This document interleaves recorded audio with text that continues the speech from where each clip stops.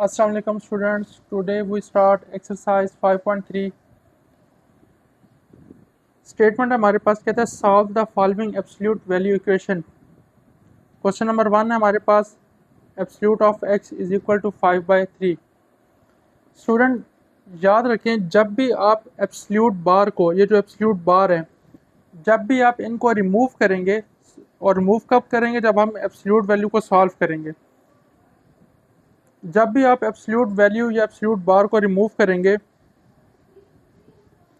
तो आपके पास प्लस और माइनस का साइन इक्वल के इस तरफ आ जाएगा, या आप इक्वल के उस साइड भी इसको ले सकते हैं और इक्वल के इस साइड भी ले सकते हैं। उसके रीज़न क्या है? उसके रीज़न यही है, अब देखें यहाँ पे x है ना, और x एब्सोल्यूट का आंसर क्या है? 5/3। जैसे मैंने टॉपिक में आपको समझाया था, मैं यहाँ पे साइड पे एक दोबारा रिमाइंडर दे दूँ। मैंने आपको कहा था कि अगर यहाँ पे एब्सोल्यूट के अंदर -2 कोई नंबर आ जाए तो उसका डिस्टेंस 0 से कितना होगा? वो 2 होगा। और अगर एब्सोल्यूट बार के दरमियान कोई नंबर 2 आ जाए तो इस नंबर का 0 से डिस्टेंस कितना होगा? ये भी 2 होगा। तो इसका मतलब है, अब यहाँ पे जो वैल्यू एब्सोल्यूट ऑफ x, जब हमने x का एब्सोल्यूट लिया है, जब हमने x का एब्सोल्यूट लिया है तो आंसर क्या आया है? 5/3 आया हुआ ना, जैसे ये 2 आया है। तो इसका मतलब है यहाँ पे दो पॉसिबिलिटी हैं। 5/3 यहाँ पे माइनस पे भी हो सकता था, 5/3 यहाँ पे प्लस साइन के साथ भी हो सकता था।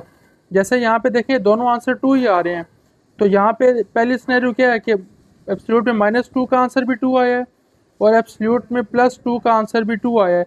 इसलिए अब हमें x क्योंकि अननोन वेरिएबल है, हमें एग्जैक्ट नहीं पता कि यहाँ पे +5/3 था या -5/3 था। अगर सामने लिखा हो फिर तो वाज़ेह हो जाता है, लेकिन वेरिएबल की वजह से हमें ये नहीं पता कि यहाँ पे +5/3 था या -5/3 था। इसलिए जब हम एब्सोल्यूट वैल्यू को रिमूव करेंगे तो एक बार प्लस का साइन आएगा और एक बार माइनस का साइन आएगा, तो दोनों हमारे पास ये पॉसिबिलिटीज आएंगी। सो हमारे पास सोल्यूशन सेट क्या बना फिर? Solution set is equal to -5/3 comma 5/3। तो स्टूडेंट ये इसका कॉन्सेप्ट है कि जब भी हम एब्सोल्यूट वैल्यू को रिमूव करेंगे तो एक बार प्लस और एक बार माइनस का साइन लाजमी आया करेगा। और क्यों आएगा ये ऑलरेडी अभी हम यहाँ पे दोबारा डिस्कस कर चुके हैं। स्टूडेंट क्वेश्चन नंबर 2 है हमारे पास, कहता है कि x absolute x+2 is equal to 6। Again जब हम एब्सोल्यूट की वैल्यू को एब्सोल्यूट साइन रिमूव करेंगे तो हमारे पास, जब हम x रिमूव करेंगे तो हमारे पास x+2 इज इक्वल टू +-6 आएगा। अब +-6 की वजह से हमारे पास कितनी इक्वेशन बनेगी? दो इक्वेशन बनेगी। x+2 इज इक्वल टू 6 के साथ, और एक इक्वेशन बनेगी x+2 इज इक्वल टू -6 के साथ। एक x की वैल्यू यहाँ से आएगी और एक x की वैल्यू हमारे पास यहाँ से आएगी। So x is equal to 6 -2, x is equal to 4, x is equal to -6 -2, x is equal to -8। So solution set हमारे पास आ जाएगा -8, 4। थर्ड क्वेश्चन है हमारे पास, absolute 5y-1 is equal to 9। Again जब हम एब्सोल्यूट रिमूव करेंगे so 5y-1 is equal to 9, 5y is equal to 9 + 1, 5y is equal to 10। मतलब ये आपके पास प्लस माइनस फॉर्म में आ जाएगा, और 5y-1 इज इक्वल टू -9, ये इक्वेशन यहाँ आ जाएगी। सो y इज इक्वल टू 10/5, और यहाँ से y की वैल्यू आपके पास आ गई 2। माइनस वाली equation 5y-1 + 1, y is equal to 5y is equal to -8, और y की वैल्यू यहाँ से कितनी आ जाएगी? -8/5। तो सोल्यूशन सेट हमारे पास क्या बना? -8/5 comma 2। This is the solution set. Question number 4 है हमारे पास, absolute x+1 is equal to 2। जब हम एब्सोल्यूट की वैल्यू को रिमूव करेंगे, sign of absolute bar remove करेंगे, तो x plus 1 is equal to plus minus 2।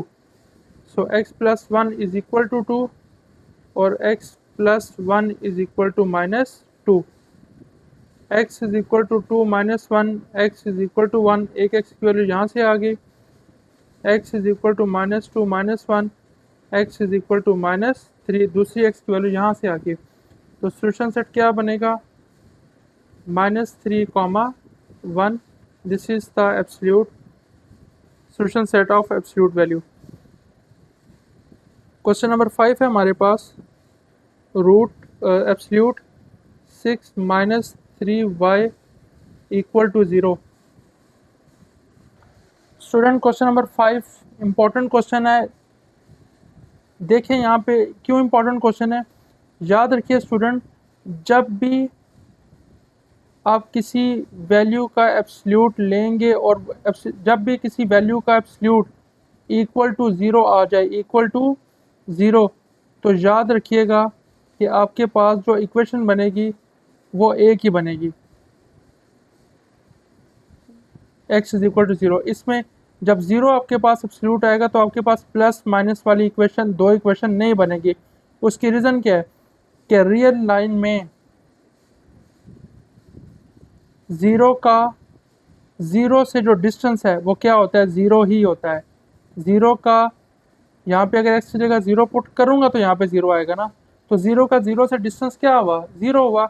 इसलिए यहाँ पे +0 और -0 हमारे पास कोई भी नंबर नहीं होता, हमारे पास सिर्फ 0 होता है। तो 0 के केस में ये याद रखिएगा, ये इंपॉर्टेंट क्वेश्चन है कि ये वो वाहिद क्वेश्चन है जिसमें सिर्फ एक इक्वेशन बनेगी, प्लस माइनस वाली दो इक्वेशन नहीं बनेगी।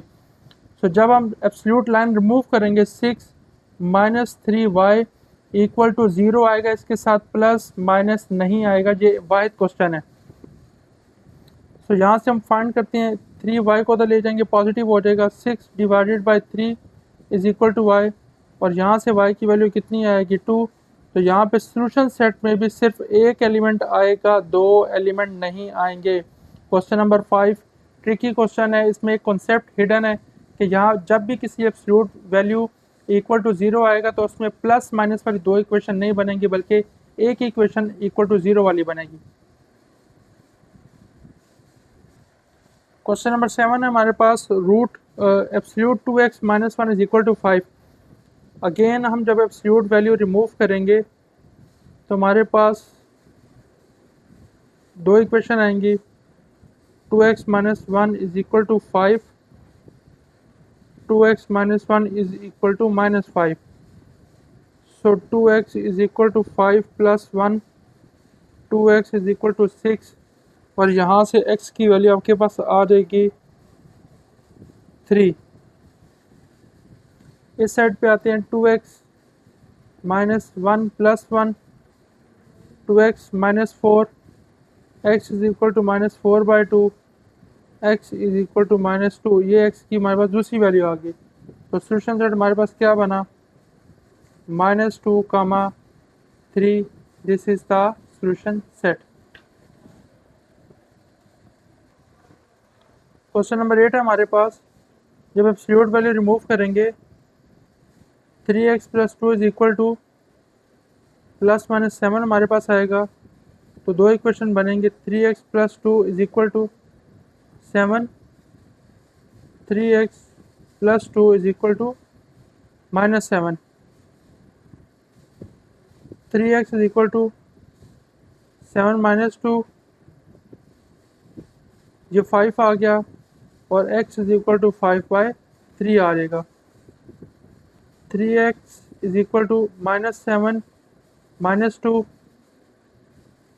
3x इज इक्वल टू -9, और यहाँ से x की वैल्यू हमारे पास आ जाएगी -3। तो सॉल्यूशन सेट आ जाएगा -3, 5/3।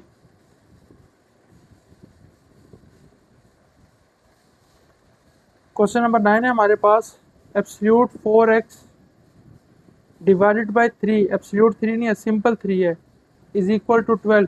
स्टूडेंट याद रखिएगा एब्सोल्यूट को आप उस वक्त तक, एब्सोल्यूट बार को उस वक्त तक रिमूव नहीं कर सकते जब आप एब्सोल्यूट वाली वैल्यू को सेपरेट ना कर लें। सेपरेट से मुराद क्या है कि ना इसके साथ कोई एलिमेंट मल्टीप्लाई हो, ना कोई एलिमेंट प्लस या माइनस हो, और ना ही कोई एलिमेंट डिवाइड हो। अगर ये चीज़ें एब्सोल्यूट वैल्यूज़ के साथ हो रही होंगी तो हम पहले उन चीज़ों को इक्वल के दूसरी तरफ शिफ्ट करेंगे, एब्सोल्यूट को सेपरेट करेंगे, और सेपरेट करने के बाद फिर हम एब्सोल्यूट वैल्यू को रिमूव करेंगे। तो सबसे पहले 3 हमारे पास ये डिवाइड हो रहा है, इसको उधर शिफ्ट करते हैं, तो 4x इज इक्वल टू हमारे पास आ जाएगा 36। अब जब एब्सोल्यूट वैल्यू रिमूव करूँगा तो 4x is equal to plus minus 36, 4x is equal to 36, 4x is equal to minus 36. So x is equal to 36 by 4. So x is equal to 9. This is the value of x. यहाँ से x की value क्या आ जाएगी? x is equal to minus 36 divided by 4. So x is equal to minus 9. So solution set क्या आ जाएगा? minus 9 comma 9. This is the solution set. Question number 10 है हमारे पास, absolute 5x plus 10 is equal to 5। Again सबसे पहले क्या करेंगे, ये जो एलिमेंट 10 है जो यहाँ ऐड हो रहा है इसको पहले उधर शिफ्ट करते हैं। 5x is equal to 5 minus 10, 5x is equal to minus 5।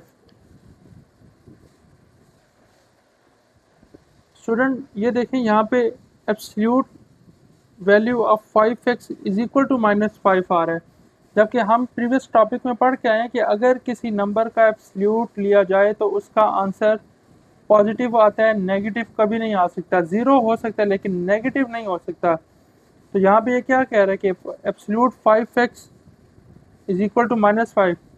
So इसका मतलब है या हमारे पास ये पॉसिबल नहीं है, तो इसका जो सोल्यूशन सेट होगा हमारे पास वो क्या होगा? Solution set is empty set.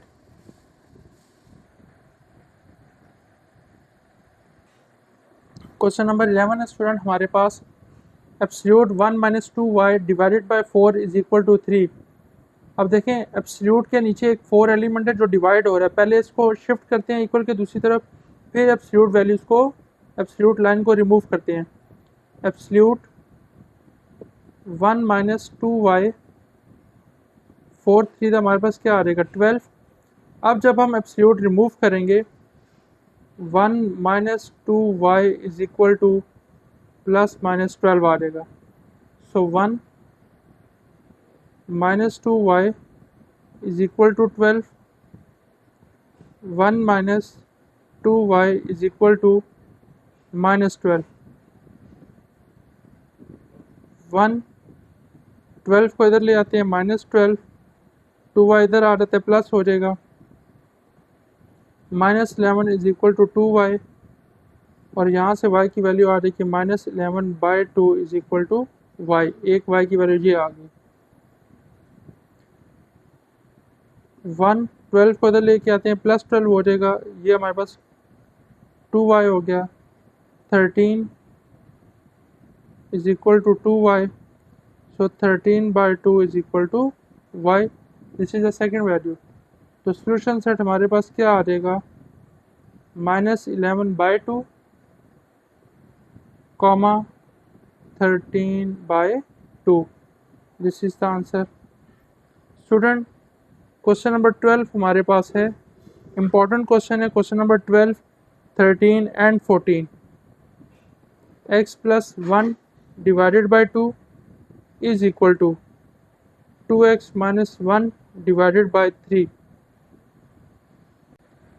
Student question number 12 है हमारे पास, absolute x plus 1 divided by 2 is equal to absolute 2x minus 1 divided by 3। Student दोनों लेफ्ट हैंड साइड और राइट हैंड साइड दोनों आपस में इक्वल हैं। हमने एक प्रॉपर्टी पढ़ी हुई है कि अगर नॉमिनेटर में अलहदा से एब्सोल्यूट हो, डिनोमिनेटर में किसी एलिमेंट पे अलहदा से एब्सोल्यूट हो तो हम नॉमिनेटर और डिनोमिनेटर को एक ही एब्सोल्यूट में लिख सकते हैं, लेकिन शर्त ये है, कंडीशन ये है कि नॉमिनेटर में भी एब्सोल्यूट होना चाहिए और डिनोमिनेटर में भी एब्सोल्यूट होना चाहिए, तब हम उन दोनों को कंबाइन एक ही एब्सोल्यूट में लिख सकते हैं। स्टूडेंट, अब ये दोनों वैल्यूज़ हमारे पास इक्वल हैं, तो हम क्या करते हैं कि यहाँ पे जो नॉमिनेटर में एब्सोल्यूट है उसको यहाँ डिनोमिनेटर में ले आते हैं, और ये जो डिनोमिनेटर में नंबर लिखा हुआ है इसको इधर इधर नॉमिनेटर में ले जाते हैं। ये काम आप इधर भी कर सकते हैं, इस वाले एलिमेंट को यहाँ शिफ्ट कर सकते हैं और 3 को यहाँ शिफ्ट कर सकते हैं, दोनों तरीक़ों से हो सकता है। So x+1 divided by 2x - 1 is equal to 2/3। अब ये प्रॉपर्टी हम यूज़ कर रहे हैं, ये जो ऊपर लिखी हुई है, नॉमिनेटर में अलहदा से एब्सोल्यूट है, डिनोमिनेटर में अलहदा से एब्सोल्यूट है, तो इस पूरे को एक ही होल एब्सोल्यूट में कन्वर्ट कर दिया according to this property equal to 2/3। अब एब्सोल्यूट को जब हम रिमूव करेंगे, x+1 divided by 2x - 1 is equal to +-2/3। तो हमारे पास दो इक्वेशन बनेंगी, x+1 divided by 2x - 1 is equal to 2/3, एक इक्वेशन ये बनेगी, और दूसरी इक्वेशन हमारे पास x+1 divided by 2x - 1 is equal to -2/3, ये हमारे पास सेकंड इक्वेशन बनेगी। स्टूडेंट, सबसे पहले हम इस इक्वेशन को सॉल्व करते हैं। देखिए हमारे पास स्टूडेंट ये दो फ्रैक्शन है, ये पूरी एक फ्रैक्शन है इज इक्वल टू ये सेकंड फ्रैक्शन है।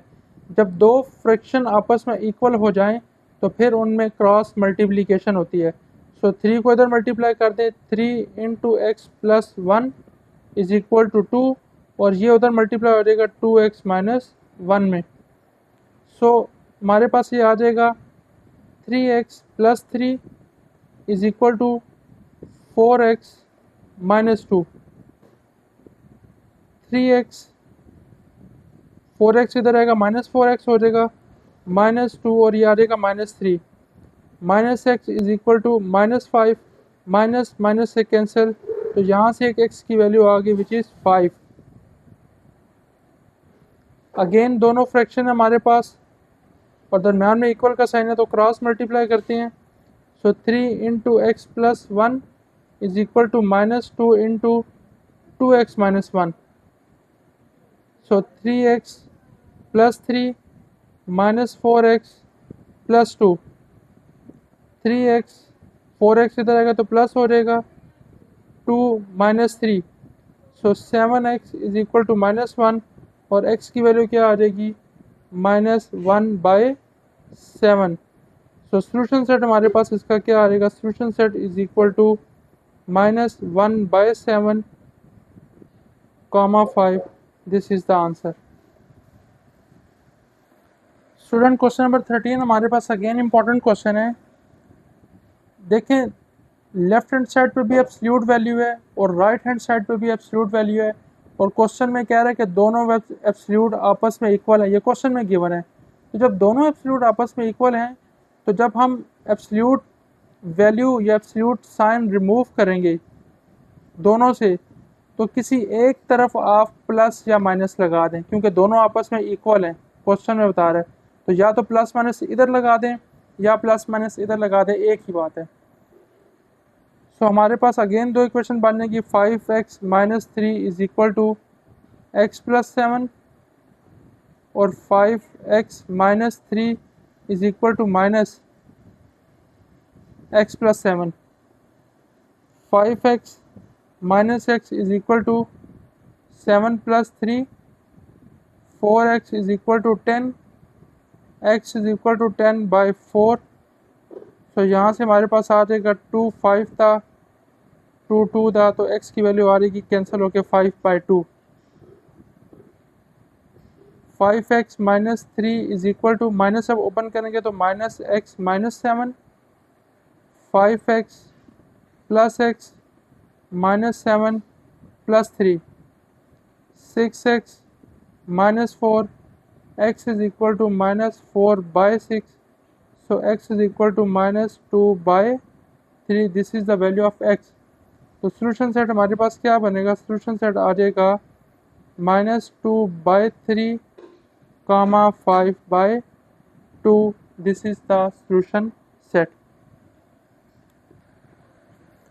स्टूडेंट क्वेश्चन नंबर 14 है हमारे पास, absolute z+3 -3 is equal to 5 minus absolute z+3। Absolute दोनों एक तरफ करते हैं हम, z+3 एज इट इज़, ये एब्सोल्यूट यहाँ पे माइनस हो रहा है, इक्वल के इधर आएगा तो हमारे पास ये क्या हो जाएगा, प्लस हो जाएगा। Absolute z+3 is equal to 5 as it is, 3 इधर माइनस हो रहा है, इक्वल के उधर जाएगा तो प्लस हो जाएगा। तो ये हमारे पास एब्सोल्यूट एक तरफ हो गया और कांस्टेंट नंबर एक तरफ हो गए। स्टूडेंट ये हमारे पास हो जाएगा 2 into z+3, absolute 3 is equal to 8। अब 2 इसके साथ मल्टीप्लाई हो रहा है, उधर जाके क्या हो जाएगा, डिवाइड हो जाएगा। सो z+3 8/2, z+3 एब्सोल्यूट 4 आ गया। अब जब एब्सोल्यूट वैल्यू रिमूव करेंगे तो हमारे पास दो इक्वेशन बनेंगी प्लस और माइनस के साथ। सो z+3 इज इक्वल टू 4 और दूसरी इक्वेशन बनेगी z+3 is equal to -4। So z is equal to 4 -3, z is equal to 1, first value आ गई। z is equal to -4 -3, z is equal to -7, this is the second equation value of z। तो solution set हमारे पास क्या बनेगा, -7 1। ये हमारे पास answer है। स्टूडेंट अब ये एक पॉइंट यहाँ पे समझ लें कि यहाँ पे मैंने 2 इंटू z+3 कैसे किया। देखिए ये पूरे का पूरा एब्सोल्यूट जो है बिल्कुल सेम है। मैं आपको एग्जांपल देता हूँ कि अगर आपके पास x प्लस x लिखा हो तो आप क्या कहेंगे, आप इसको 2x लिखेंगे ना। तो ये पूरा एब्सोल्यूट सेम एब्सोल्यूट है, यानी 1 z+3 जैसे आप 1x प्लस 1x कहते हैं, इस तरह 1 एब्सोल्यूट z+3 1 एब्सोल्यूट z+3। जब इन दोनों को ऐड करेंगे तो क्या आएगा, 2 एब्सोल्यूट z+3। जैसे इन दोनों को ऐड किया तो क्या आता है, 2x। तो ये इस तरह यहाँ पे ये बिहेव करेगा। उम्मीद है स्टूडेंट आपको एक्सरसाइज 5.3 अच्छे तरीके से समझ में आ गई होगी। किसी भी किस्म का क्वेश्चन हो कमेंट सेक्शन में ज़रूर पूछें। वीडियो को ज़्यादा से ज़्यादा शेयर करें, लाइक करें, चैनल को सब्सक्राइब करें। मिलते हैं इंशाल्लाह नेक्स्ट लेक्चर में, तब तक के लिए अल्लाह हाफिज़।